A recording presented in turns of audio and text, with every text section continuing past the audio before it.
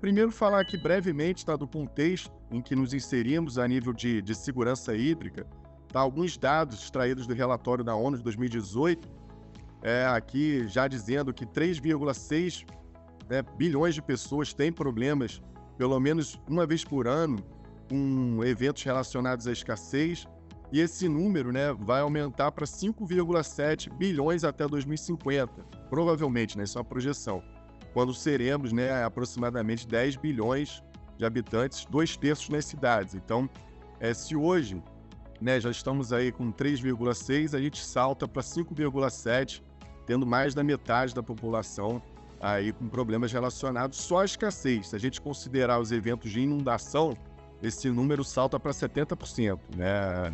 É uma projeção aí bem alarmante, enfim, e que nos exorta a gerir bem os recursos hídricos, não para prevenir, acho que já não cabe nem mais só a prevenção, mas a mitigação e a adaptação, né? Então, outro dado aqui, que o uso da água aumentou 6 vezes ao longo dos últimos 100 anos, né, numa taxa aí de 1% ao ano, e para além dessas questões relacionadas, né, ao estoque de água, ao balanço hídrico, a gente tem também problema de poluição, ou seja, a poluição que reduz, né, os nossos mananciais de atendimento, né, ela compromete. E desde a década de 90, principalmente na América Latina, na África e na Ásia, a poluição hídrica piorou em quase todos os rios. Tá, aqui outra informação, bem breve, tá, da disponibilidade de água doce. Aí se vocês forem ver, 97,5% é água salgada e 2,5%, né, de água doce, digamos assim, sendo que só 0,3% é aquela água disponível, de mais fácil acesso em rios e lagos, né? Então, um número bastante preocupante em termos de disponibilidade hídrica. Sendo que o Brasil, nesse aspecto, né, é afortunado, apesar, né, das mazelas e da distribuição espacial do estoque hídrico, 12% dessa disponibilidade de água doce está no território brasileiro, só que só a região norte, na região hidrográfica amazônica, concentra 80%. E isso, né, é um desafio, porque ela não é uma região com alta densidade demográfica, nem média, né? Ela é de baixa densidade demográfica, sendo que o restante do país, principalmente o sudeste, né, já tem mananciais mais escassos, embora Minas Gerais, por exemplo, tenha um estoque hídrico considerável. A gente sabe que São Paulo e Rio, por exemplo, contam com transposições. Então, as regiões mais adensadas não contam, né, com o estoque tão favorável quanto a região amazônica, sem falar no semiárido, né? O semiárido tem mais de 24 milhões de habitantes, aí com problemas de escassez, tá? Aqui um dado, né, extraído da ONU, né, que é a projeção do que vem a ser os eixos da segurança hídrica: água para as pessoas, água para a natureza, água para o clima, aí resiliência climática, né, água e resiliência, e a água e economia. É importante, né, só para os senhores terem uma noção, que desde 2012, com a consagração do conceito de segurança hídrica, esses aí 4 eixos têm sido o alvo de atenção da Organização das Nações Unidas. E do Brasil também, que o Plano Nacional de Segurança Hídrica contempla aí esses eixos. Tá, vamos lá, para a gente ir na parte mais dogmática e nossa área aqui jurídica. Um breve resumo do que vem a ser o direito das águas, né, o conjunto de normas que disciplinam o domínio, as competências e o gerenciamento das águas, visando o planejamento dos usos, a conservação e a preservação, assim como a defesa de seus eventos danosos, antrópicos ou não. Um parêntese nesse conceito é que, né, desde o início do século passado, se preocupava muito no estudo das águas com a dominialidade, né, se pertencente à União, se pertencente aos Estados. E com o tempo, felizmente, essa visão foi sendo ampliada lá para a ideia de gerenciamento e também de conservação e preservação, né? Porque a dominialidade, como a gente vai ver à frente, ela não é no sentido de propriedade, né, de domínio, como se os entes públicos pudessem fazer o que bem entender, é no sentido de gestão, de administração, de tutela, de guarda, de zelo, né, de gerenciamento. E por isso, né, esse conceito de conservação e preservação foi sendo incorporado, né, esse conteúdo ao conceito, porque, como bem dito pelo Dr. Hélio, Dr. Marcelo, é um recurso natural, é um recurso ambiental. Então, não há que se falar só em dominialidade sem atentar para o contexto holístico que se insere, né, um recurso hídrico, né, que é no âmbito do meio ambiente, que é objeto do ramo direito ambiental. Então, a gente evolui de um conceito muito calcado na dominalidade e evolui, né, para a preservação e conservação e termina, né, esse conceito da professora Maria Luísa Machado Graziera com os eventos hidrológicos extremos, né? Essa parte final do conceito traz os eventos extremos relacionados à água, seja por causas antrópicas ou não, né? Seja a inundação, seja a seca, a escassez. Então, é um conceito que eu acho interessante, porque ele fala desde a dominalidade, né, passando pelo gerenciamento, pela preservação do manancial enquanto componente ambiental e desfecha, né, com esse conceito moderno de segurança hídrica relacionado aos eventos extremos. O ramo mais propício para a disciplina e o estudo, no meu entender, é o direito ambiental, por toda a sua principiologia, né? O próprio Dr. Marcelo lembrou bem o princípio da solidariedade intergeracional, o princípio do desenvolvimento sustentável, do poluidor-pagador, que no direito, né, das águas tem um viés mais relacionado ao usuário-pagador, né? Sendo que, aí faço um registro à posição do jurista, né, e professor português Gildo Manuel Espada, e ele defende uma autonomia. Para ele, o direito das águas, seja enquanto ciência, enquanto norma, né, ele já adquiriu o status para, né, galgar a autonomia. Tá? Águas e recursos hídricos, só para a gente fazer a distinção rápida, né, a doutrina em geral fala, né, que hoje em dia isso perdeu um pouco a utilidade prática, porque a própria Lei 9433 usa os conceitos indistintamente, mas a doutrina ainda traz isso, né? Augusto Spot, um jurista argentino, as obras também, o próprio colega Eduardo Coral Viegas, né? Doutor Eduardo Viegas, a professora Maria Luísa. Água seria o gênero, né? Ou seja, aquela água enquanto elemento natural, né? E recurso hídrico seria aquela água dotada de utilidade, passível de aproveitamento.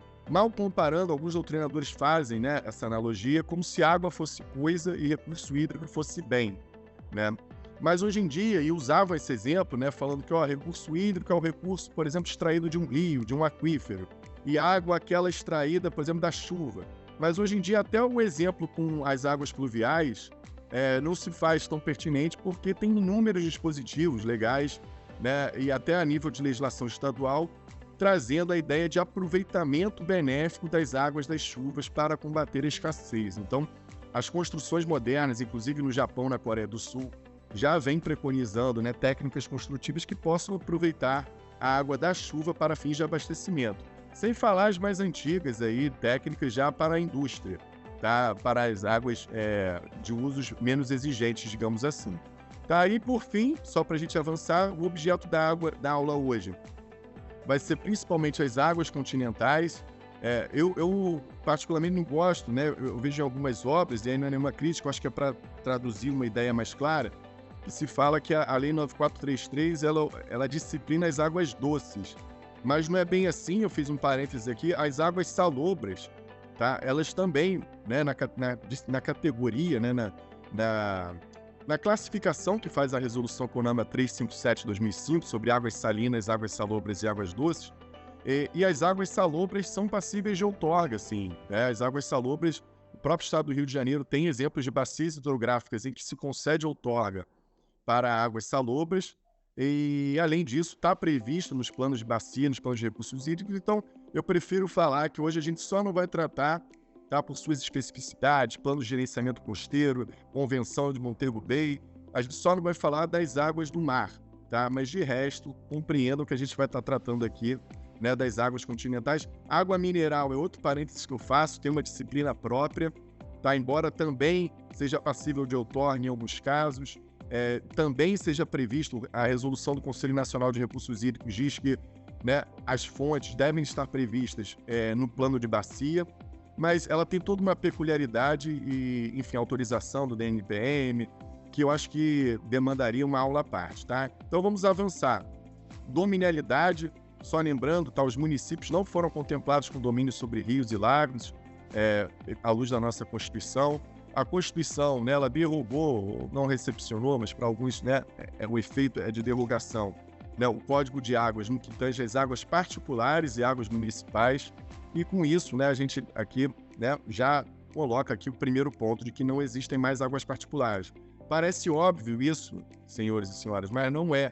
O Tribunal de Justiça do Rio infelizmente, ainda tem alguns julgados que estão sendo sistematicamente reformados a nível do STJ, né, dizendo que sítios, pousadas, principalmente na região serrana, que não tem a rede pública oficial disponível, né, a rede da concessionária de saneamento, que, enfim, há ali uma impossibilidade do órgão ambiental tamponar os poços, dizendo que com o tempo aquilo se consolidou, que a Lei 9433 não vedou a captação subterrânea, que um órgão estadual não pode legislar sobre recursos hídricos, proibindo essas captações subterrâneas, e chega a afirmar que sequer precisa de outorga em alguns casos. Então, esse entendimento, né, felizmente sendo reformado a nível do STJ, não se coaduna, né, com a 9433 e nem com a Constituição. Tá? E aí vamos avançar. Águas federais e águas estaduais, eu acho que aqui é importante até para a gente poder falar sobre competência. As águas federais, né, os lagos, rios, quaisquer correntes em águas em terrenos de domínio ou que banhem mais de um estado, sirvam de limite com outros países. Vou dar 2 bons exemplos aqui. O Rio Doce, né, cuja nascente vem lá de Minas Gerais e adentra aí o território, inclusive, dos nossos anfitriões, do Espírito Santo, lá na Foz, em Regência, né, e todo mundo tem ainda muito fresco na memória os impactos e os danos, né, dos danos ambientais, dos desastres, aí não no sentido natural, mas no sentido antrópico, né, causados, né, pelos eventos aí relacionados à Vale. Então eu posso citar o Rio Doce, o Rio São Francisco, o Rio Paraíba do Sul, né, e não só esses, né, a nível interestadual, como a níveis também transfronteiriços, né, o Rio Paraná e o Rio Amazonas aí, como todos sabem, né, fazendo divisas com outros estados soberanos, tá? Aí, as águas estaduais são aquelas remanescentes, né, aquelas que não são de domínio da União, e aí cabe o destaque para as águas subterrâneas. As águas subterrâneas pertencem aos estados, né, além das águas que, digamos assim, têm as suas nascentes e a sua foz no próprio território, né? Ou como a doutrina às vezes usa uma expressão, que nascem e morrem em seu território. Aqui, eu não trouxe um slide, mas eu faço uma outra observação importante, que são as águas e unidades de conservação de proteção integral, principalmente os parques, né? Os parques federais, digamos assim. E aí tem uma certa divergência ainda a nível jurisprudencial, né? Alguns entendem que né, se for uma unidade de conservação que não tenha um rio federal, um bem da União passando, ela até você teria a gestão pelo ICMBio, mas essa água, por nascer e morrer no território do Estado, deveria ser contemplada no plano de bacia hidrográfico estadual e ser gerida pelo Comitê de Bacia Estadual, e a cobrança reverter também para o Comitê Estadual, e outras, as quais eu acho mais condizentes com o texto constitucional, que dizem, né, que há aí, no caso, um entendimento imbricado, né, um diálogo de fontes entre a lei do SLU, que é 9985/2000, com a 9433, e que sim, né, a gestão é pelo ICMBio, a cobrança é pela ANA, Agência Nacional de Águas, e que há sim uma dominalidade pela União desses, seja dos cursos superficiais e até subterrâneos das unidades de conservação, principalmente proteção integral, né, instituídas, criadas, né, geridas pela União, tá ok? Então, é a única distinção que eu faço, porque isso ainda tem discussão se a água dentro de uma unidade de conservação federal, como o nosso Parque Nacional da Tijuca, aqui é no meio da área urbana da capital, mas tem nascentes, tem córregos até passíveis de aproveitamento, então tem essa divisão, né, sendo que, preponderantemente, eu vejo entendimentos no sentido de que sim, cabe à União gerir, ou seja, seriam bens da União, esses rios que, enquanto não federais, não transfronteiriços, né, fluem por unidade de conservação federal. E um outro exemplo aqui que eu acho importante trazer para reflexão é o aquífero Guarani. Tá? O aquífero Guarani, além dessa complexa discussão, né, transfronteiriça a nível transestadual, com Mato Grosso do Sul, Goiás, Minas Gerais, São Paulo e, salvo engano, até Santa Catarina,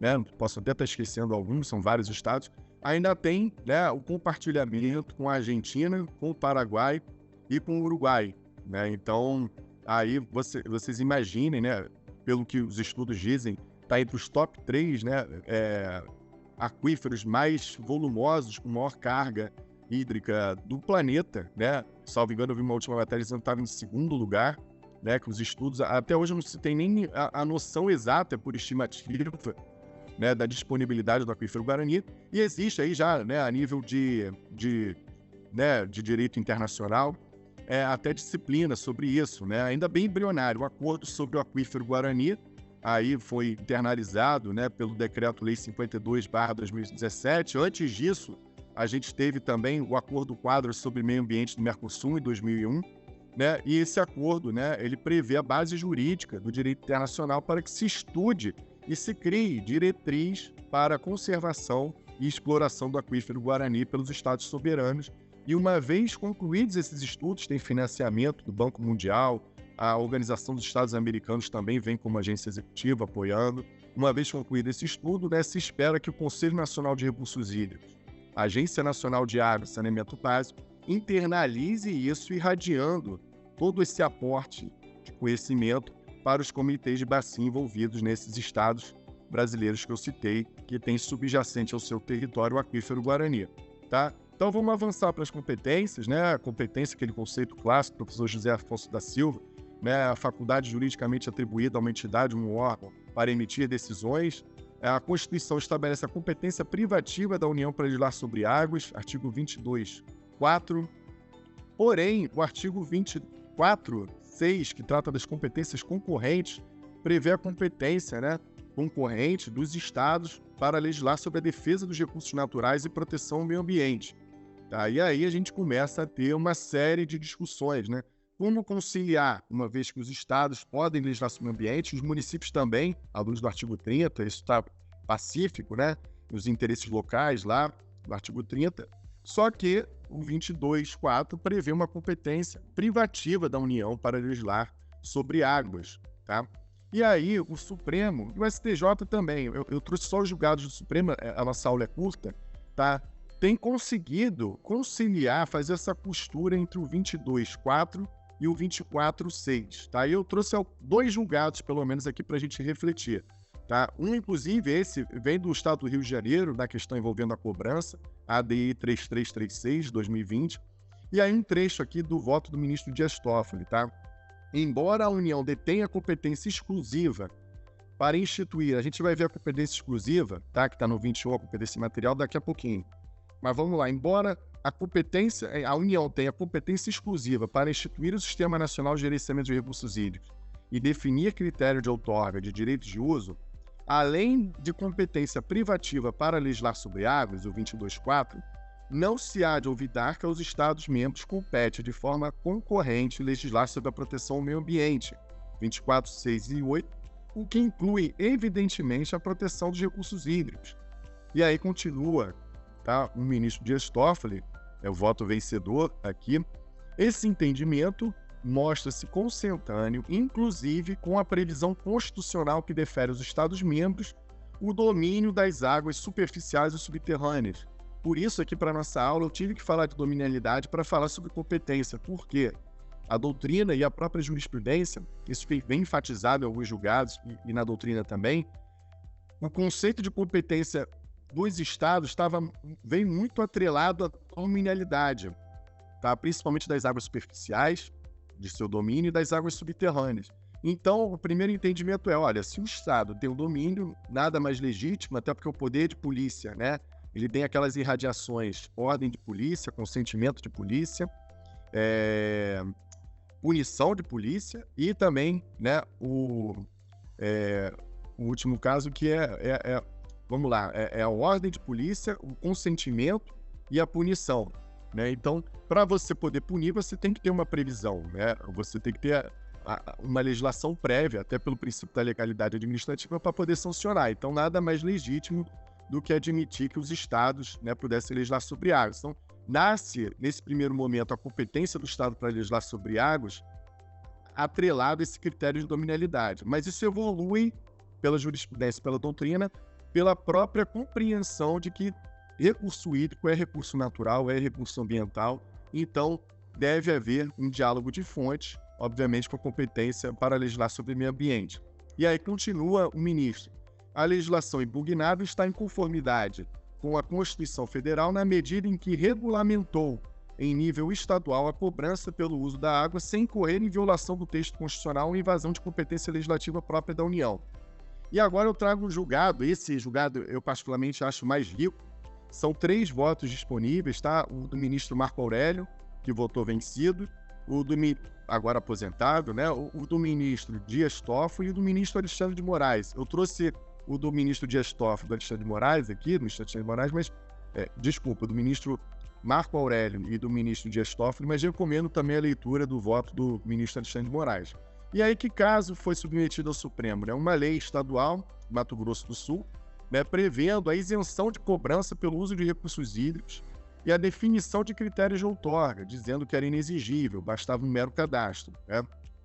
E que atividades eram essas? Né? Eram atividades que não estavam lá na 9433 e bastante impactadoras, consumidoras de água. Atividades de agropecuária, agroindústria e rural, né? E aí, o que entendeu o Supremo? Aqui, eu sublinhei os trechos mais importantes para a nossa aula ter mais fluidez, tá? O artigo 22, inciso 4 da Constituição de 88, que fixa a competência privativa da União para dispor sobre águas, deve ser interpretado à luz do 21, inciso 19, que reserva o campo de atribuições do ente federal a instituição do Sistema Nacional de Gerenciamento de Recursos Hídricos e a definição dos critérios de outorga do direito desses recursos. E aí conclui a Lei 2.406, né, do Estado do Mato Grosso do Sul, além de tratar matérias de competência privativa da União, definição dos critérios de outorga de direito de uso de recursos hídricos, contraria a 9433 de 97. No final, eu vou dar um resumo do que significa, né, do que se extrai dessa ementa e desse voto do ministro Dias Toffoli. Aqui, tá, eu trouxe alguns trechos da lei. Né, o Supremo repete muito, ele transcreve, eu acredito que deva ter tido um erro material, mas o parágrafo 1º do artigo 20, né, e isso é transcrito em todos os votos, fala em capacitações e derivações, eu acredito que seja, né, aqui captações e derivações, né, e os artigos da lei impugnada versavam sobre processo produtivo agropecuário, né, sendo dispensado de outorga e da cobrança, as agroindústrias que dispusessem, né, do sistema de reuso, aí eu aqui sintetizei no caput, mas tem os parágrafos, e os produtores rurais que mantiverem sistema de irrigação de lavouras, né, que aumentassem a sua produção, tá aqui, também estariam isentos de cobrança de outorga. O ministro Marco Aurélio, né, embora inicialmente ele traga uma ementa que dá a entender que ele vai decidir, né, favorável à tese da ADI, ajuizada pela PGR, depois ele descamba ali para uma tese de admissibilidade, tá? Mas aqui a ementa, lei estadual, água, disciplina, cabe concorrentemente à União, aos estados e aos municípios proteger o meio ambiente, e à União e aos estados legislar sobre o uso da água. E aqui, né, o que o voto dele trabalha? Olha, se o estado tem o domínio, ele pode legislar sobre recursos hídricos, né? E aí vem nessa linha do Supremo admitindo a competência concorrente, desde que atrelada ao tema meio ambiente, né? E aí ele vai no segundo momento e fala: se existe algum conflito, não é com a Constituição Federal, mas com a Lei 9433 de 97, sendo impróprio utilizar o processo objetivo para solucionar esse tipo de descompasso. Embora ele diga aqui, né, que seria um confronto não direto à Constituição, mas à lei nacional, que a 9433 não é só uma lei federal, ela é uma lei nacional, ele, em passagens do voto, ele dá a entender que o Estado poderia legislar sobre recursos hídricos, sobre meio ambiente, e o fez de forma legítima, tá? Mas aí, né, vem o voto do ministro Dias Toffoli, que passa a ser o redator, e traz aqui uma consideração muito importante. E o ministro Herman Benjamin, ele fala até isso, né? Ele fala do regime hídrico federativo, né? Ele usa essa expressão, o regime hídrico federativo, dizendo, olha, é sim possível que a União, os estados e os municípios, até os municípios legislem sobre meio ambiente em temas relacionados à água, porém, deve-se observar, tá, um conteúdo mínimo, uma regra geral prevista, tá, na 9433. E aí, né, muitos autores acabam dizendo o seguinte: olha, isso é muito mais próximo de uma competência concorrente do que de uma competência privativa, porque uma competência privativa para editar normas gerais, né, prevista no artigo 22, muito mais se coaduna com a regra do artigo 24 e daqueles parágrafos, né, e daquela celeuma clássica sobre o conceito de normas gerais. Mas aí, por isso que eu destaco o trecho do ministro Dias Toffoli nesse aspecto, ele faz uma interpretação sistemática com 2119, porque o 2119, embora seja uma competência material, a instituição do Sistema Nacional de Gerenciamento de Recursos Hídricos e definição do critério de outorga, quando ele faz essa instituição, ele faz por meio de lei. Então, pela jurisprudência do Supremo, essas matérias previstas no 2119, e aí, felizmente, né, e de forma muito acertada, ele faz esse cotejo do 22.4 com o 21.19, quando ele faz esse cotejo, ele fala, olha, essa disciplina aqui, isso nem de forma complementar, menos protetiva você pode fazer. Agora, para os outros temas, e o ministro Alexandre de Moraes, nesse mesmo julgamento, ele fala isso, o ministro Herman também, o ministro Olli Fernandes, mais recentemente, também reafirmou isso. Sim, nas demais matérias não inseridas no 2119, cabe uma legislação complementar? Cabe, mas desde que você faça de forma mais protetiva. Então, felizmente, isso no passado, naquela questão do amianto, não era tão pacífica assim, depois mudou, vem se admitindo, né, a complementação da legislação ambiental relacionada a recursos hídricos de forma mais protetiva, desde que não viole, né, de forma direta o quanto previsto na 9433, que seria uma lei nacional, e principalmente no que se refere à definição dos critérios de outorga e ao Sistema Nacional de Gerenciamento de Recursos Hídricos. Tá? Eu vou ler aqui só esse trecho do voto do ministro Dias Toffoli. A competência legislativa da União para legislar sobre água não exclui a competência dos estados, do Distrito Federal para legislarem concorrentemente com o ente federal sobre conservação da natureza, defesa dos solos e recursos naturais, proteção do meio ambiente, controle da poluição e responsabilidade do dano ambiental. Aí eu destaco, no contexto da gestão dos recursos hídricos, 24, inciso 6 e 8. Tampouco tal competência, aí o ministro Dias Toffoli fala dos municípios, o que até então o Supremo não vinha abordando muito. Tampouco tal competência afasta a competência legislativa municipal, dentro das hipóteses do 30. E aí eu gosto muito desse trecho, porque ele reafirma, né, que questões relacionadas à outorga e à cobrança constituem, né, esse arcabouço, que até para alguns, né, se pegar os julgados, isso não fica muito claro, que para alguns até mesmo inadmitiria a complementação, ainda que fosse mais protegida. Tá? Então, vem esse trecho. O artigo 22, inciso 4, que fixa a competência privativa da União para dispor sobre água, deve ser interpretado à luz do artigo 21.19, que reserva no campo de atribuições do ente federal a instituição do Sistema Nacional de Gerenciamento de Recursos Hídricos e a definição dos critérios de outorga de direito a esses recursos. Então, um exemplo aqui, além dessa legislação estadual, né, que excluiu atividades sujeitas à outorga ao arrepio da 9433, eu dou um exemplo, né? Por exemplo, uma lei estadual que venha a dizer, né, que o seu sistema estadual de gerenciamento de recursos hídricos não compõe ou não passa pelos comitês de bacia hidrográfica, ou seja, que ele exclua o comitê de bacia hidrográfica. Vamos imaginar uma legislação estadual que diga, olha, o sistema estadual de gerenciamento de recursos hídricos, né, é feito pela União e pelos órgãos estaduais e pelo setor usuário, né? E dizendo que não se aplica as disposições de comitê de bacia hidrográfica no território desse determinado estado. Isso estaria violando o Sistema Nacional de Gerenciamento de Recursos Hídricos. Então, né, seria inconstitucional uma disposição nesse sentido. Tá ok? Então, o ministro conclui aqui, né, de todo exposto, resta evidenciada a violação do artigo 21, né, 19 e 22, inciso 4 da Constituição. Depois, nos debates, a gente pode voltar. Eu sei que eu falei rápido, mas só para vocês terem, então, para a gente concluir de forma bem aqui resumida, sim, os estados e os municípios podem legislar sobre recursos hídricos em temas atrelados à matéria ambiental, só que respeitando, que de forma bem didática, né, os objetivos, os limites, as diretrizes, os princípios da 9433/97, e quando assim o fizerem, né, nas hipóteses que puder legislar, deverá fazê-lo de forma mais protetiva. Tá? Então a gente acaba indo sim para um campo de legislação concorrente do artigo 24, sendo que, por força do 21.19, quando se tratar de cobrança, de outorga e de sistema de gerenciamento de recursos hídricos, essa competência dos municípios e do Estado é extremamente reduzida, porque você tem aí um influxo de uma competência material exclusiva do 21.19, atrelada ao 22.4 da Constituição. Tá, agora vamos falar da competência material, da competência executiva. Eu estou olhando aqui o relógio só para a gente não nos extrapolar o tema, tá, o tempo. Mas vamos lá, competência exclusiva, tá? Da União, já falei, para instituir o sistema de gerenciamento de recursos hídricos e os critérios de outorga. A Constituição também estabelece uma competência executiva comum, aquela de implementação, né, pela União, pelos estados, pelos municípios e o Distrito Federal para proteger o meio ambiente e combater a poluição. E aí, acrescento eu, que inclui os recursos hídricos. E não só sou eu que acrescento, a jurisprudência também admite isso.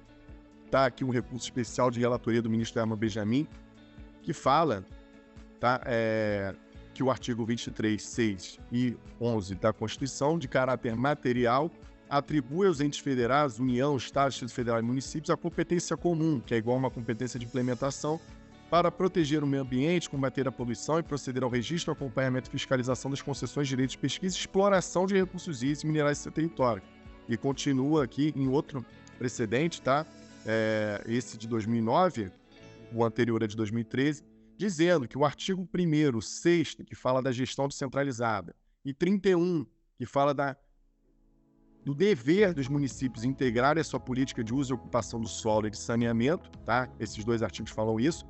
Um, do princípio, né, do fundamento da descentralização, e o outro, o dever do município integrar as suas políticas. Então, Política Nacional de Recursos Hídricos devem ser interpretados sob o prisma constitucional, que fixa a competência comum dos municípios relativas à proteção do meio ambiente e à fiscalização e exploração de recursos hídricos. E aí, no mesmo julgado, esse de 2009, arremata aqui o ministro Herman. Em síntese, o município tem competência para fiscalizar a exploração de recursos hídricos superficiais e subterrâneos em seu território, o que lhe permite, por certo, também coibir a perfuração e exploração de poços artesianos, no exercício legítimo do seu poder de polícia urbanístico, ambiental, sanitário e de consumo. Tá? Então, de forma bem clara, e aqui dando um parênteses, o doutor Marcelo gosta muito desses exemplos práticos, né? Quando a gente teve a crise da geosmina, que afetou o Guandu, que abastece 9 milhões de pessoas na região metropolitana, nós tivemos reuniões, né, com SEDAI, um comitê de bacia e com os municípios a montante da captação da água, da estação de tratamento de água. E eu lembro, né, que um determinado secretário municipal de meio ambiente, ele falou: olha, promotor, a gente está vendo aqui o pessoal às vezes chega com um caminhão, um banheiro químico e joga dentro do rio. E, infelizmente, a gente não pode fazer nada. Como assim o senhor pode fazer nada? Não, porque o rio é estadual, então só o órgão gestor estadual pode fazer alguma coisa. A gente não tem poder de polícia. Aí eu falei, mas espera aí, o senhor, pela Constituição, tem a competência aí, né, material comum de implementação para combater. Eu não falei com essas palavras, né, falei de forma mais clara. Mas o município pode sim exercer esse poder de polícia. O senhor pode lá coibir que se lance. Eu ainda perguntei, é o líquido do banheiro químico? Ele, não, é o banheiro químico inteiro. Então, assim, banheiro químico velho, eu falei, não, senhor, jamais poderia admitir isso. E aí você vê até o desconhecimento de alguns, né, gestores ambientais em imaginar que, né, que da terra, né, em terra ele pode fazer tudo e adentrando, né, na calha do rio ele já não pode fazer nada, né? Parece até aqueles filmes americanos, né? O Paquim não tem jurisdição. E não é bem assim. Né? Vamos lá então. Já falei das competências e está aqui dentro do cronograma. Eu vou falar da água enquanto direito, tá? As obras que tratam sobre recursos hídricos falam bastante, né, sobre a 9433, sobre a dominialidade, sobre a competência, mas eu acho interessante que mais recentemente, né, a colega a doutora Tarsila Gomes vem falando sobre isso e vários outros doutrinadores, eu trago aqui alguns. O ministro Herman, então, no STJ, tem sido muito feliz em seus julgados, enfatizando isso. Água, né, não só enquanto bem, mas enquanto direito. E aí numa perspectiva do direito humano à água. Né? E aí, vou primeiro tratar da água enquanto direito humano. Né? E aí, assim, embora tenha toda uma evolução histórica, desde Estocolmo, aí da Rio 92, né, e em tratados que tangenciavam, né, principalmente aqueles relacionados ao direito à moradia, à habitação, né, o direito humano à água. Até então isso vinha de forma muito tangencial.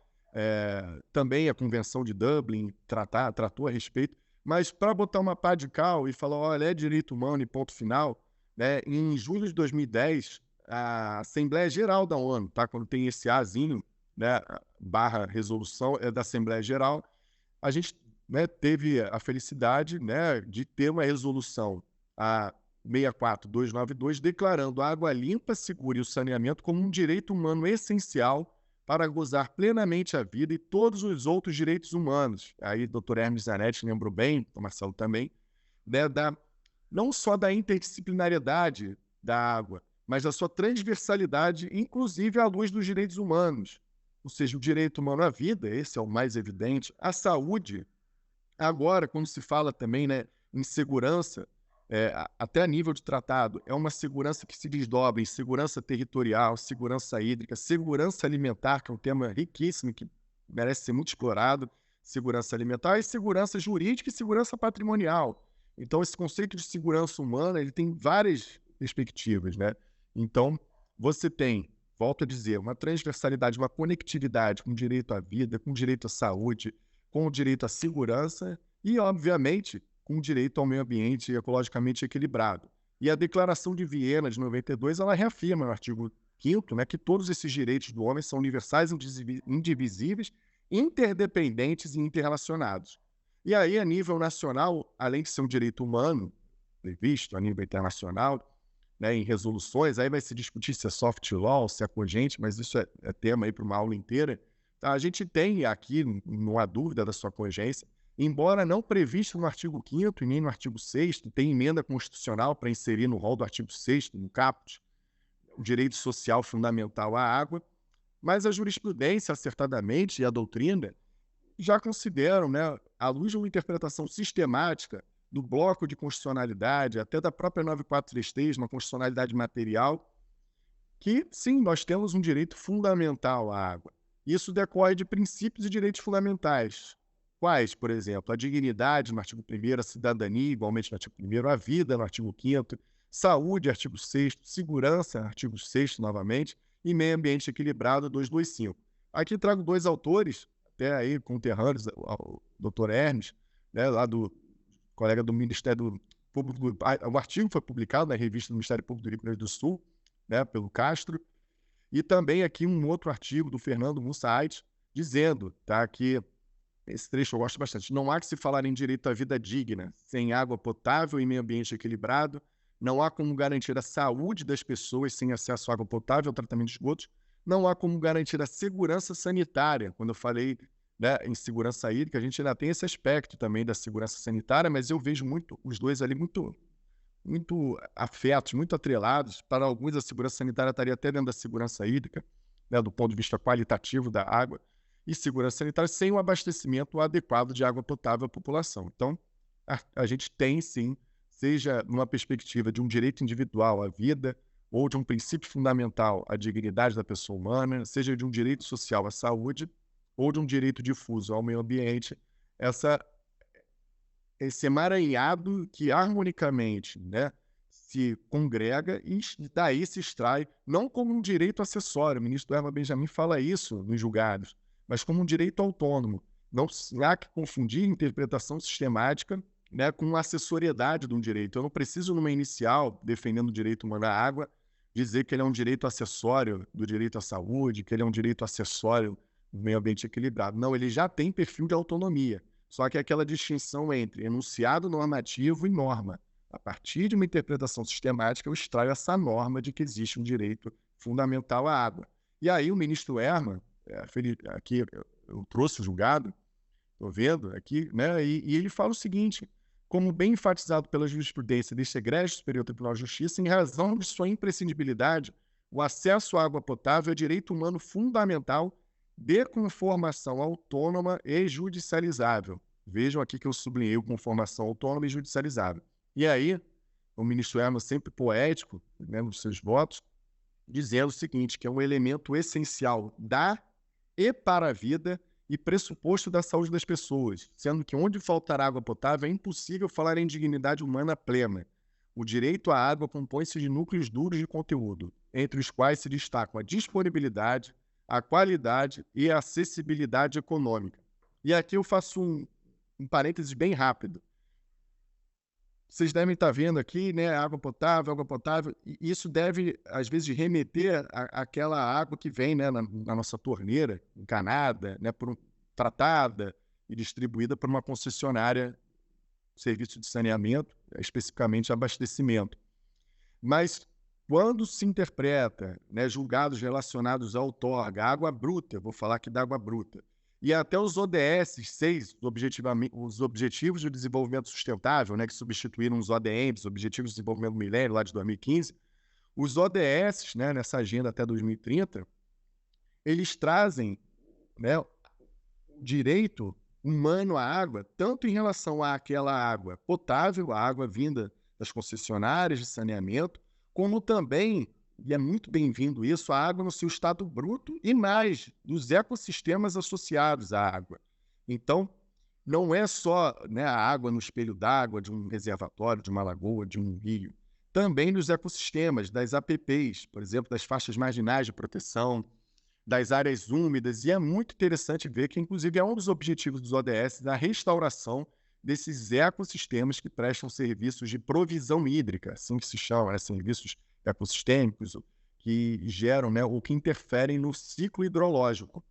Então, só para que tenha em mente que o direito humano à água e o fundamental não é só na perspectiva, né, de uma água fornecida pela concessionária, embora importantíssimo, 2/3 da nossa população global e até nível Brasil, né, os números às vezes oscilam um pouquinho para baixo ou para cima, mas certamente até 2050 seremos 2/3 nas cidades, pelas projeções que se fazem.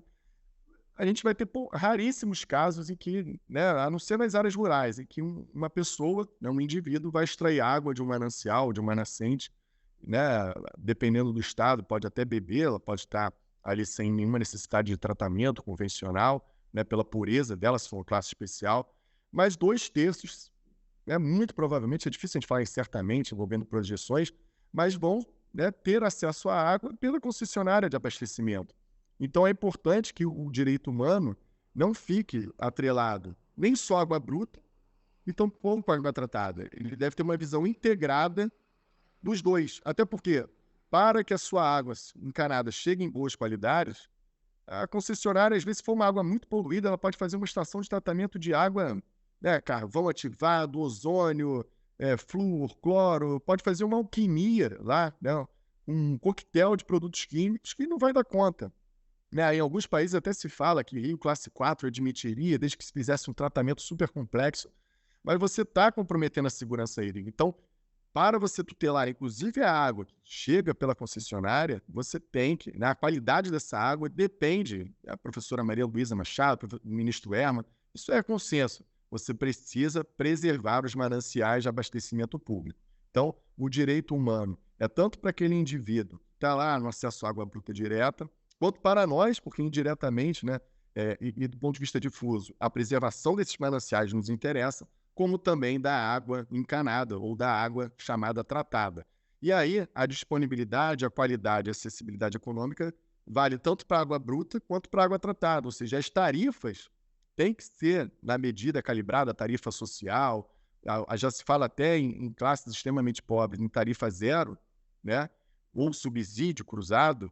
Você, para algumas camadas, inclusive, você tem que prever mecanismos financeiros para não alijá-la do direito humano à água. E o mesmo vale para a outorga, né? Ou seja, aquele que tem contato com água bruta direta num poço, ele não pode ser cobrado, e a maioria está sujeito, né, à dispensa, pelo baixo impacto, a uma cobrança mais moderada. Tá bom? Vamos avançar agora, eu fecho as competências, e, obviamente, falando sobre o direito humano e fundamental à água, e entro na Política Nacional de Recursos Hídricos. Pelo meu tempo aqui, eu vou até 10h50, e eu acredito que vou conseguir aqui falar rapidamente com os senhores e as senhoras sobre os fundamentos. E aí, tá, a 9433 é a legislação que a gente vai se debruçar agora. Como toda política nacional, né, ela está sistematizada com princípios, só que a 9433 fala em fundamentos, objetivos, diretrizes e instrumentos. A gente for ver o Estatuto da Cidade, a Política Nacional de Meio Ambiente, a 6938, Política Nacional de Mobilidade Urbana, de Resíduos Sólidos, de saneamento, enfim. Via de regra, elas estão sistematizadas com princípios, objetivos, diretrizes e instrumentos. E, né, principalmente com planos. Vocês podem ver que plano de mobilidade urbana, plano de resíduos sólidos, plano de saneamento básico, plano de recursos hídricos. E, além disso, né, costuma-se enfatizar que as políticas também precisam de um lastro financeiro para que ela possa se retroalimentar, né? Algumas dessas políticas prevêem fundos, então a nossa, embora não preveja um fundo, ela prevê o mecanismo da cobrança pelo uso dos recursos hídricos, que é um preço público, não é um tributo, é um preço público, receita derivada, não originária, mas que deve necessariamente reverter para a política de recursos hídricos e prioritariamente para a bacia hidrográfica em que for gerada, né, revertendo para as ações de restauração do plano de bacia. Então você tem um lastro financeiro, a cobrança pelo uso da água, retroalimentando as ações da política. E tem também um plano. Então ela tem todo o perfil, toda a formatação e conformação de uma política clássica, de política pública, né? Uma lei de políticas públicas, e a de recursos hídricos não é diferente. Nosso tempo é curto, então eu vou falar sobre os fundamentos e as diretrizes. A água é bem de domínio público. Eu acho que aqui só cabe um breve parênteses, eu vou falar na frente, né, que é bem de uso comum. O que significa isso? Por que uma pessoa que tem outorga pode limitar o exercício da outra, se é um bem de uso comum? A água é um recurso natural limitado, dotado de valor econômico. O STJ tem enfatizado a legalidade, a constitucionalidade, embora não seja o guardião da Constituição, a constitucionalidade e a legalidade da cobrança pelo uso da água. Em situações de escassez, o uso prioritário é o consumo humano e a dessedentação de animais. A gestão deve proporcionar o uso múltiplo. A bacia hidrográfica é a unidade territorial de planejamento e gestão. E a gestão deve ser descentralizada. Vou falar rapidamente sobre cada um. Tá? Água é bem de domínio público. Inciso 1. O que significa isso? E aqui o colega, o Eduardo Viegas, na obra dele, Visão Sistêmica dos Recursos Hídricos, recomendo a leitura, assim como a professora Maria Luísa Machado, eles falam o seguinte: olha, a noção, às vezes, de bem difuso poderia trazer a ideia, né, de que, olha, o que é de todos, às vezes, não é de ninguém. Então, você poderia ter uma privatização da água, remontando ao Código de Águas, isso seria muito perigoso. Então, andou bem o legislador quando, apesar de reconhecer, né, e a doutrina reconhece, que o artigo 225, ao Tratado do Meio Ambiente, tutela os recursos hídricos por ser recurso natural, pela sua importância estratégica, até de soberania, e para se garantir o direito humano e fundamental à água, é importante que se traga um influxo das regras de dominialidade pública. E aí um bem de uso comum, né? Dentro da categoria, a doutrina costuma enfatizar que não é bem de uso especial, nem bem dominical, é sim bem de uso comum, mas que não torna o Estado ou a União senhor absoluto para fazer o que bem entender com esse recurso hídrico. É aquela ideia de depositário, de gestor, de administrador, em prol da supremacia do interesse público. Ali, até à luz do artigo 2º, né, e do artigo 1º da Constituição, que, de forma bem clara, ditam que todo o poder emana do povo. Então, é em nome, em prol, né, de toda a população, do povo, e, enfim, no exercício dessa soberania de proteger os recursos hídricos. Tá? Mas o fato de ser um bem de uso comum admite aqui, um bem público de uso comum, admite duas perspectivas. Se eu for numa cachoeira, numa unidade de conservação e quiser me banhar, e outra pessoa quiser fazer, ou num rio, né? Infelizmente, em área urbana isso tem sido raro. Se eu quiser me banhar num rio que corta aqui o meu bairro, eu vou poder fazer isso, né? Se esse rio tiver em boas condições, ainda que não esteja, mas se eu, enfim, der na telha e não me preocupar muito com a qualidade, mergulhar lá num rio, isso eu posso fazer de forma tranquila, sem comprometer o exercício do outro, né? E também a gente tem casos, né? Por exemplo, a própria concessionária de abastecimento, ou uma indústria, ou um agricultor, quando ele tem um poço ou uma captação superficial, aquela outorga para ele limita o exercício por outro. Então, eu não posso chegar num sítio, né, de uma pessoa lá que tem um poço e falar: olha, eu vim pegar água aqui também na sua propriedade, porque a água é bem de uso comum. Aí ele vai falar: não, eu tenho uma outorga aqui, ou se fosse, né, uma indústria qualquer, de gênero alimentício, por exemplo, fala assim: aqui você não vai pegar água nem superficial nem subterrânea porque eu tenho uma outorga. E aí eu gosto desse exemplo da professora Odete Medauá, da professora Maria Luísa, né, que falam dos contornos, né, desse uso, desse denominado uso privativo do bem público, e a compatibilidade com o interesse público, consentimento da administração, e aí a gente traz a outorga como esse consentimento de polícia, a observância de condições fixadas pela administração, que são as condicionantes da outorga, e o pagamento de um preço, em regra, que é a cobrança.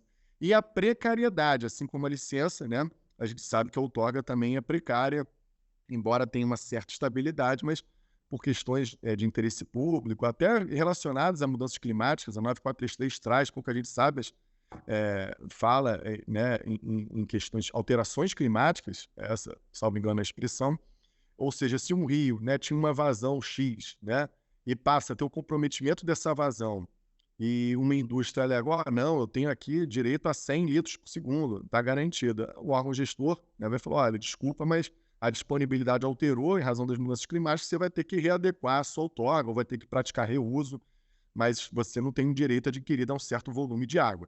E aí o exemplo que se faz desse uso compartilhado, geral, e do exemplo privativo é do pedágio e do Zona Azul, né? Cada município aí tem um nome, né? Mas quando eu passo no pedágio ali com o meu carro, se vier um caminhão, vier uma moto, tá todo mundo ali passando, via de regra, né? Em unidade de conservação, né? Ou em rios, né? Com qualidade compatível.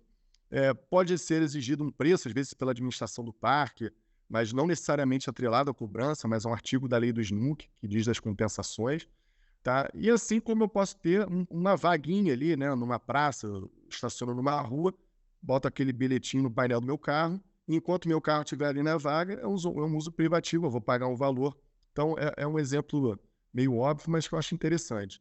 Tá? A água é um recurso natural limitado, dotado de valor econômico. O STJ e o STF também vem enfatizando que a disposição que prevê isso é constitucional, porque com isso você obtém recursos financeiros para o financiamento de programas e intervenções de planos de recursos hídricos, e você incute no usuário a importância da água, evitando o desperdício.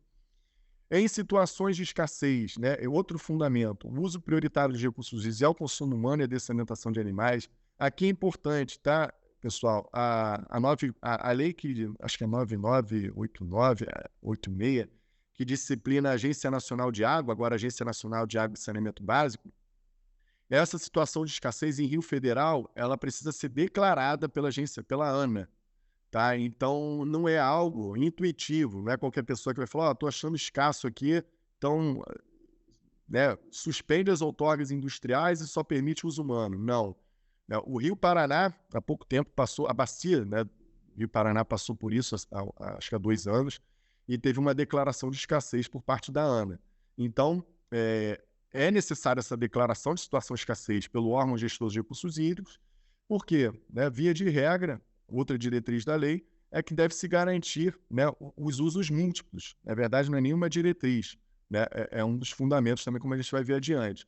Mas, em situação de escassez, o uso prioritário ao consumo humano e a dessalinização de animais. O ministro Herman tem um voto que eu acho interessante, porque ele fala que, por força de lei, abastecimento público é uso prioritário por excelência dos recursos hídricos. E eu gosto, né, dessa expressão, porque eu acredito que, independentemente de uma situação de escassez, de uma situação de conflito, à luz de uma interpretação conforme a Constituição, o uso humano é sim prioritário, independentemente de uma declaração de situação de escassez. Ou seja, se tivermos um conflito numa bacia, né, pela primazia dos direitos humanos, dos direitos fundamentais, pela dignidade da pessoa humana, essa ponderação levaria ao prestígio do abastecimento público. Tá? E aí, como eu falei, um dos fundamentos também é a gestão dos recursos hídricos deve sempre proporcionar o uso múltiplo das águas. Isso nem sempre acontece.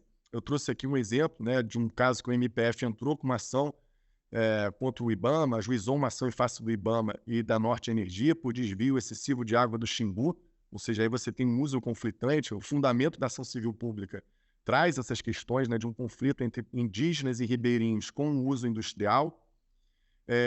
Outro fundamento da lei, a bacia hidrográfica é a unidade territorial para a implementação da política de recursos hídricos e instituição do Sistema Nacional. Dr. Hermes lembrou aqui que o Estado do Espírito Santo está se estruturando pelo conceito de bacia hidrográfica, Minas Gerais também o faz, o Rio de Janeiro ainda não. Então, a gente tem aqui, né, essa complexidade de ter múltiplas promotorias de justiça, de tutela coletiva, numa determinada bacia hidrográfica. O que eu quero dizer com esse mapa aqui, com esse esquema? Que o conceito de bacia hidrográfica nem sempre coincide com as atribuições de uma promotoria de justiça e, obviamente, nem sempre coincide, né, é até comum que não coincida com os limites de determinado município. E se a gente for falar das bacias interestaduais, como a bacia do Paraíba do Sul, a gente vai ter, inclusive, não coincidindo com o território de um estado. Inclusive, tem estado que está em mais de uma bacia hidrográfica interestadual, como é o caso de Minas Gerais. Tá ok? A gestão ela é descentralizada e deve contar com a participação do poder público. E qual é a melhor forma de traduzir essa gestão descentralizada? É na figura do Comitê de Bacia Hidrográfica. O Comitê de Bacia Hidrográfica, para quem não está acostumado, ele aprova o plano de bacia, que é uma espécie de plano diretor das políticas públicas naquela bacia hidrográfica, para onde se vai, você tem um diagnóstico, um prognóstico, um plano de ação. Ele, né, por sua agência de água, ele sugere o valor da cobrança, ele apresenta o valor da cobrança, a agência de água, o comitê aprova, isso é ratificado pelo Conselho Estadual de Recursos Hídricos. Então, ele tem um papel importantíssimo em aprovar o plano de bacia, acompanhar o plano, instituir o valor da cobrança.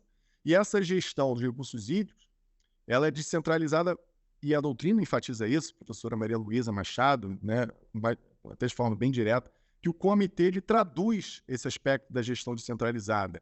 O ministro Og Fernandes também, num julgado recente, quando fala da importância dos comitês, ele traduz isso, né? Os comitês como um mecanismo ou uma instância concretizadora desse fundamento da política de recursos hídricos, ou seja, o Comitê de Bacia ele concretiza esse fundamento da política de recursos hídricos, que é essa gestão descentralizada. E o comitê, como todos sabem, é composto pelo poder público, pelos usuários da água bruta, concessionárias, indústrias de alimento, indústrias mineradoras, enfim, todas aquelas que fazem uso da água, e a sociedade civil organizada. Né? E, enfim, Marcelo, se me permite aqui mais 5 minutinhos, eu fecho com as diretrizes, que eu acho que não poderia encerrar a aula sem falar das diretrizes. Eu já falei dos fundamentos, das diretrizes, só volto aqui rapidamente para falar dos objetivos. Tá? O objetivo da política de assegurar a disponibilidade de água para presentes e futuras gerações, isso tem muito a ver com a solidariedade intergeracional. O Marcelo lembrou bem, muito do que a gente está fazendo aqui para garantir o balanço hídrico, a oferta e a demanda. Tem a ver, né, com aquilo que a gente vai entregar para gerações futuras. Então, a política de recursos hídricos traz na sua gênese essa preocupação com a solidariedade intergeracional e com os estoques de água, e aí naquela ideia de desenvolvimento sustentável, com capacidade de suporte, né? Ou seja, o nosso uso não pode prejudicar o uso futuro das populações vindouras, das gerações futuras. A utilização racional e integrada de recursos hídricos, a gente tem visto muito debate sobre reuso, principalmente sobre reuso, sobre aproveitamento de água de chuva, mas principalmente aí do reuso tem muito a ver de economia de água, principalmente na agricultura e na pecuária, por técnicas menos impactantes, menos consumidoras de água. Prevenção e defesa contra evento hidrológico extremo. Aí as políticas têm avançado de forma mais recente, o Plano Nacional de Segurança Hídrica, para escassez, para eventos de inundação. Ainda está bem embrionária a política, mas também tem se desenvolvido. E incentivar e promover a captação e preservação preservação e aproveitamento de águas pluviais.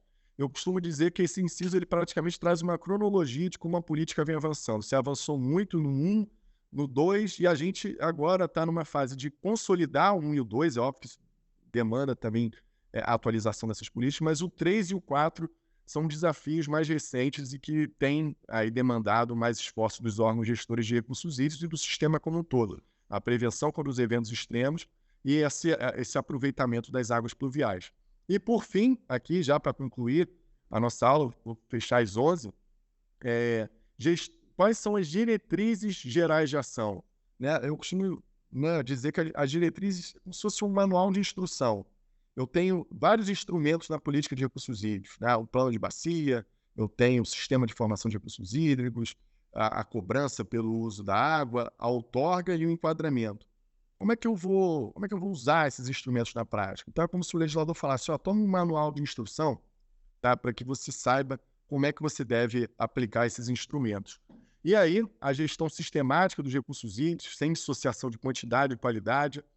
Um exemplo aqui bem claro, você pode às vezes ter um manancial com uma quantidade de água suficiente, mas se você comprometer a qualidade dele, você vai... Por quê? Porque o esgoto, né, o déficit de esgoto, em algumas regiões, faz com que o manancial, a água, seja usada para fins de diluição dos poluentes. Então, você precisa de uma vazão grande para diluir aqueles poluentes.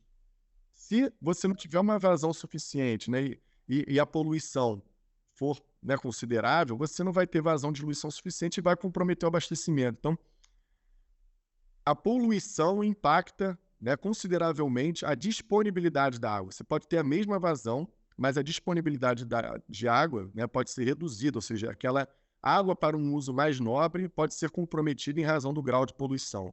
Por isso que se trata qualidade e quantidade de forma juntas, né, coordenadas, concatenadas. A adequação da gestão às diversidades físicas, bióticas, demográficas, econômicas e sociais, aí tem a ver com uma espécie de customização, aquilo que se faz na bacia do Rio São Francisco, em razão, né, dos aspectos culturais e sociais, é diferente do que vai se fazer no Paraíba do Sul, e os órgãos gestores e os órgãos do sistema têm que ter isso em mente.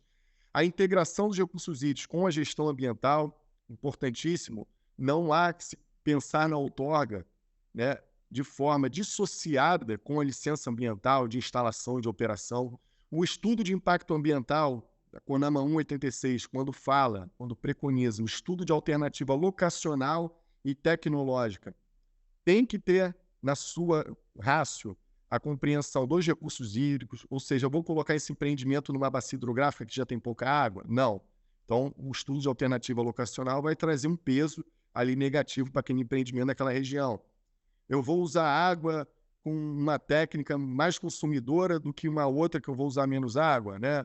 Uma de alagamento ao invés de uma de gotejamento. Não, você vai usar uma de gotejamento. Aqui você não vai poder resfriar sua caldeira com água nobre, você vai ter que resfriar seu processo aqui, suas turbinas, com água da chuva, ou fazer reuso. Isso é o que? Alternativa tecnológica, ou seja, a gestão ambiental interferindo na gestão de recursos hídricos e vice-versa.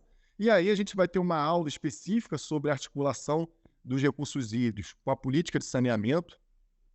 Eu vou ter a honra de proferir essa aula, que é o inciso 4, como as políticas devem dialogar.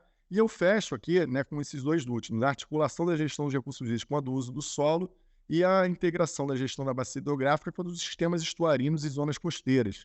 Por quê? Porque, via de regra, né, a imensa maioria dos casos, nós temos a foz do rio, né, o Rio Doce, por exemplo, lá em Regência, no Espírito Santo, como a gente aqui com a Tafona, em São João da Barra, do Rio Paraíba do Sul, adentrando o mar. Então, o que acontece nos corpos hídricos continentais interfere, sim, né, no ecossistema costeiro. E aqui, alguns exemplos desse diálogo de fontes entre a política de recursos hídricos e a política ambiental. Vou só trazer aqui, não vou poder ler, o artigo 26, o artigo 38 da CONAMA 357, que traz né, o enquadramento e as classes de recursos hídricos. Ela fala da importância, né, do enquadramento da classe em que subsumido determinado corpo hídrico orientar a política de licenciamento ambiental. Trago a CONAMA 186, que eu já falei aqui, né, sobre o EIA-RIMA, a importância dos recursos hídricos estarem no diagnóstico, na previsão tanto do meio físico, biológico, do meio socioeconômico, como também no prognóstico, né, nas análises dos impactos. Eu sublinhei aqui todos os trechos que remetem aos recursos hídricos. E também aí um diálogo inverso, não da CONAMA, mas do Conselho Nacional de Recursos Hídricos para a Gestão Ambiental, né? Essa resolução do Conselho Nacional de Recursos Hídricos que fala da articulação da diretriz, das diretrizes de articulação da outorga com o licenciamento ambiental e traz essas premissas aqui que eu já falei para vocês, ou seja, para que antes da concessão da licença de instalação ou da licença de operação se conclua o procedimento de outorga de recursos hídricos, né, e de como os procedimentos devem ser conciliados. Tá, ok? Aqui a gestão do recurso hídrico com o uso do solo. Eu acho que esse exemplo aqui, e aí eu de fato encerro, para não comprometer aqui a super aula da colega Luciana, admiração incrível, e estou doido aqui para assistir. Aqui um exemplo, né, do que não se deve fazer, de uma política de uso e ocupação do solo, né, adentrando a faixa marginal de proteção de um manancial de abastecimento público, que é o Rio Paraíba do Sul. Então, esses artigos que eu trouxe aqui da política de recursos hídricos, o 7º e o 31, eles falam, né, dessa diretriz de integrar plano de bacia aos planos diretores das cidades e o zoneamento observando o plano de bacia. Uma área de expansão urbana não pode ser plotada, né, ser planejada em cima de uma área de interesse de proteção de manancial. E o Estatuto da Cidade também traz isso aí no artigo 42A, parágrafo 2º, que o plano diretor deve ser compatível com os planos de recursos hídricos. E essa imagem aqui que prova bem a importância disso. Tá ok?